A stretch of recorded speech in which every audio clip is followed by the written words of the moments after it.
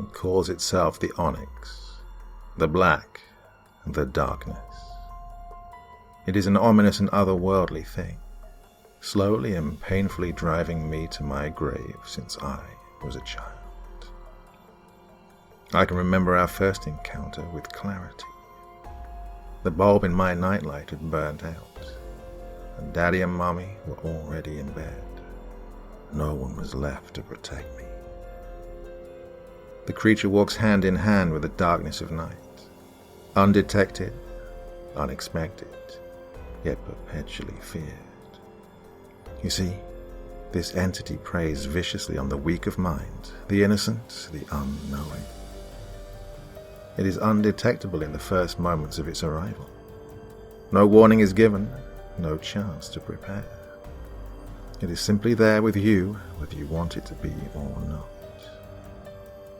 It's followed me for years now. The 20th anniversary of when it first showed itself to me is approaching, and it knows I am near the point of surrender. The onyx has mastered the art of enforcing psychological exhaustion upon its victims. Things go quite smoothly through it when it has known you since your childhood, as it has me. Most people would recognize it upon seeing it. It has no real shape or mass. It's just that dim, wispy cloud of hellish darkness crawling up your bedroom wall and looming in silent weight of your surrender to weariness from the day. I am very much aware of the fact that it watches me, invisible during the day, blatantly surrounding in the night. The moment light is extinguished with the simple flick of a switch, it exists, dominant and evil. The onyx has been gracious enough to inform me that tonight will be my final encounter with it. Not that it's going anywhere, only me. I have no say in the matter, no control. I am under its merciless command. I am given no choice but to accept my fate and my final task, to lie in agonizing wait of the final visit of the onyx. I'm starting to shiver. Oh God, I can already feel it.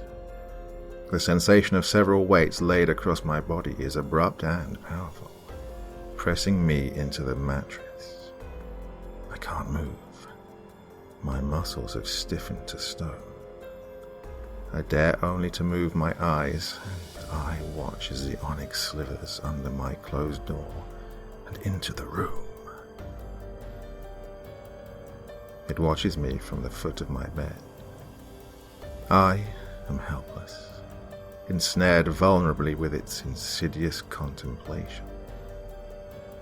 It makes its way to the side of the bed, then arches its grotesque form over me, slithering what feels like a skeletal hand over my body. It towers over me, and its darkness overtakes me in its entirety one last time. Its delicate mantle of blackness glides across my face. I'm reminded briefly of a gothic and tattered bride's veil.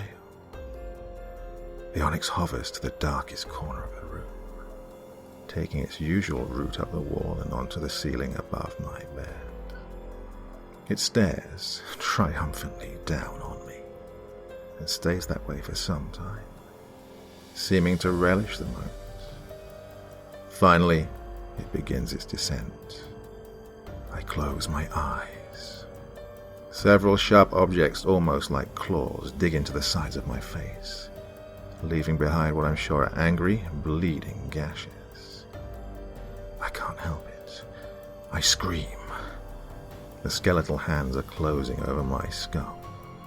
Then, suddenly, what feels like a third hand, decked with needle-like fingers, forces itself down my throat. I gag and shriek hoarsely as the spindly fingers dig through my insides, burning and tearing with every careless movement. Distinctively, I feel the hand move with purpose as it closes over my panicking heart. It has me. The fingers tighten, my vision turns black. A strangled cry beyond my own recognition escapes my obstructed throat. The claws gripping my head begin to tighten as well. Pressure builds inside my brain as the skull begins to crack. I experience every little split, every microscopic break. Warm liquids trickle down the sides of my face, into my eyes, into my open mouth. My body is made of agony. And then there is nothing. They find me like that a few days later, eyes glazed and mad with anguish, skull in shards with unknown fluids leaking out, blood seeping from the ragged lips and gathering in a large pool on my bruised, unmoving chest. Mysterious, ink-black handprints stain my skin in various places. My heart, they discover, is oddly missing. Gone. Nowhere to be found. What could have done this? The officers and investigators ask one another. The remnants of my eyes roll around rapidly in their sockets, looking frantically in all directions. It's right in front of you, I tell them.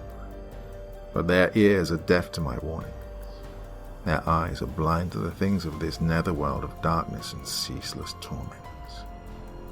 I watch the creature follow them out as they leave the gruesome scene of my demise. The creature. My second shadow.